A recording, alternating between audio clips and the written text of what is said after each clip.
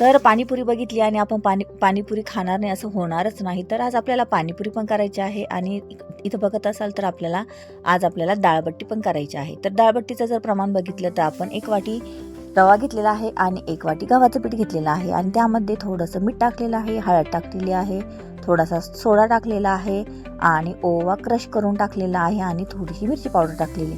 अशा पद्धतीने सर्व काही मिश्रण एकत्र करून घेतलेलं आहे आणि त्यानंतर थोडं थोडं पाणी टाकून आपण त्याचा गोळा मळवून घेतलेला आहे आणि गोळा मळताना थोडंसं आपण तुपाचं मोहन किंवा तेलाचं मोहन पण आपण त्यामध्ये टाकू शकतो. तर अशा पद्धतीने थोडंसं पाणी टाकून मी त्याचा घट्टसर गोळा बनवून घेतलेला आहे. तर गोळा बनवून झाल्यानंतर आपल्याला ते थोडंसं गोळा आपल्याला रेस्ट करण्यासाठी थोडा वेळ ठेवायचा असतो. ठेवल्यानंतर तो खूप मऊ होतो. अशा पद्धतीने बट्ट्या पण खूप छान स्वादिष्ट होऊन जातात.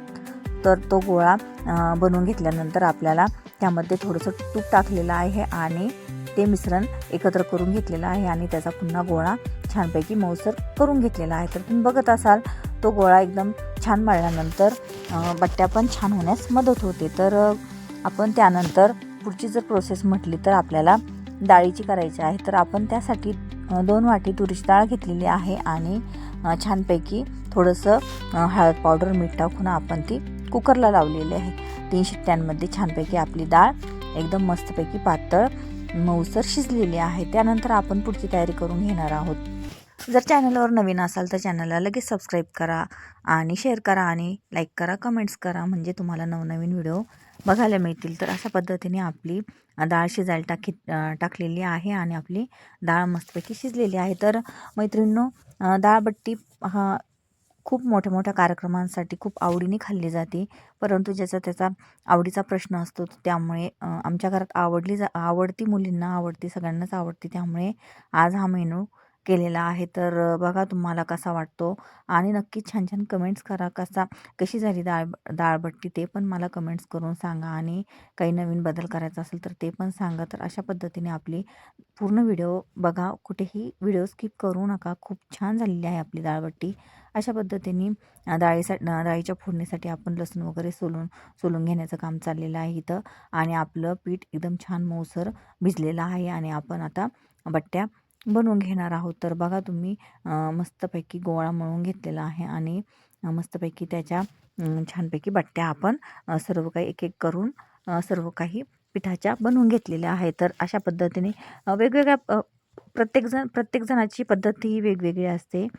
तर आमच्या वहिनी अशा पद्धतीने करतात. तर बघा तुम्ही खूप छान मळून घेतलेलं आहे पीठ आणि 2दा-3दा एकच प्रोसेस 2दा-3दा करून छानपैकी त्याच्या बट्ट्या बनवून घेतलेल्या आहे. त्यामुळे लेयर्स बट्ट्यांना खूप छान येतात.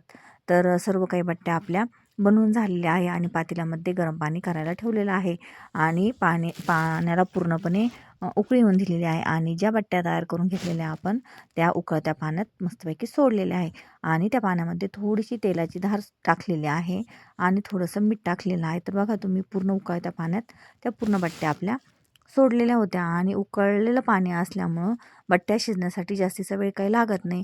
अगदी 5 ते 10 मिनटामध्ये आपल्या त्या बट्ट्या पूर्णपणे व्यवस्थित शिजल्या जात्या.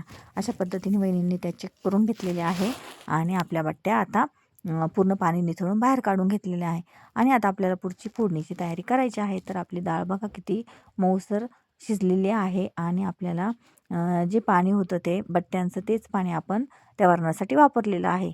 तर बघा तुम्ही इकडं आपल्याला आता फोडणी द्यायची आहे. तर अशा पद्धतीने आपण जिरे मोहरीची फोडणी दिलेली आहे, कोथिंबीर टाकलेली आहे, मिरची पावडर मिरच्या चिरून टाकलेला आहे, थोडासा टोमॅटो टाकलेला आहे आणि अशा पद्धतीने आपण हिंग टाकलेला आहे थोडासा आणि अशा पद्धतीने आपण एकदम सिंपल पद्धतीने फोडणी दिलेली आहे डाळीला आणि वरनं आपल्याला आता ती इकडे वरणाला डाळ टाकून देऊन झालेली आहे आणि आपल्याला आता ती डाळ त्याच्यामध्ये शिजवलेली त्यामध्ये टाकायची आहे आणि आपल्या बट्ट्या पण इकडं पाणी निथळण्यासाठी ठेवलेल्या आहे. आपल्या बट्ट्या पण गार झालेल्या आहे आणि त्यानंतर आपल्याला त्या बट्ट्या मस्तपैकी तेलामध्ये तळून घ्यायच्या आहे. तर बघा तुम्ही किती सुंदर दिसत आहे डाळ पण आणि आपलं तेल पण तापायला ठेवलेलं आहे आणि इकडं बट्ट्या चिरून घ्यायचं काम चाललेलं आहे. तर इकडं तेल बट्ट्या चिरूसर आपलं तेल बरोबर तापणार आहे. त्यानंतर आपण त्या बट्ट्या मस्तपैकी चिरून घेणार आहोत. आणि तिकडं स्वयंपाकाच्या नादात इकडं मुलींच्या पण आंघोळी तशाच राहिलेल्या आहे. इकडं आंघोळ करायचं काम चाललेलं आहे आणि इकडं त्याला तोंडी लावण्यासाठी मस्तपैकी मम्मीने हिरवी मिरचीचा ठेचा करायचं काम चाललेलं आहे. थोडेसे शेंगदाणे टाकलेले आहे, लसूण टाकलेलं आहे आणि मिरची टाकलेली आहे आणि छानपैकी परतून घेतलेला आहे गॅसवर. आणि आपल्याला आता त्याची तोंडी लावण्यासाठी चटणी बनवायची आहे. इकडं तेल पण तापलेलं आहे आपला आणि आपल्याला आता त्या बट्ट्यात तळून घ्यायच्या आहे. तर बघा तुम्ही इतक्या छान मस्तपैकी तांबूस लाल रंगावर तळून घेतलेले आहे आणि एकदम क्रिस्पी झालेले आहे. आणि लेअर्स जर बघितलं तर खूप छान लेअर्स आलेले आहे. आणि इकडं आता लगेच पाणीपुरीचा बेत चाललेला आहे. आम्ही सर्वजण पाणीपुरी खाण्यासाठी गेलेलो आहे गाडीवर. तर बघा तुम्ही इकडं भेलपुरी घेतलेली आहे. कोणाचं काय तर कोणाचं काय, कोणी भेलपुरी घेतली तर कोणी रगडा पॅटीस तर कोणी पाणीपुरी. असा मस्तपैकी सर्वांनी ताव मारला सगळ्या याच्यावर, भेलपुरीवर, रगडा पॅटीसवर आणि पाणीपुरीवर. तर त्या माझ्या भाच्या पण आलेल्या होत्या छोट्या छोट्या, त्यांच्यासाठी मस्तपैकी गोड पाण्यापुऱ्या आम्ही मागितल्या होत्या. त्यांनी पण त्या खाल्ल्या मस्तपैकी आवडीने आणि मजा केली आम्ही. आणि अशा पद्धतीने मस्तपैकी खायला गेलो. अशा पद्धतीने आजचा माहेरचा दिवस खूप छान गेला. चलो बाय.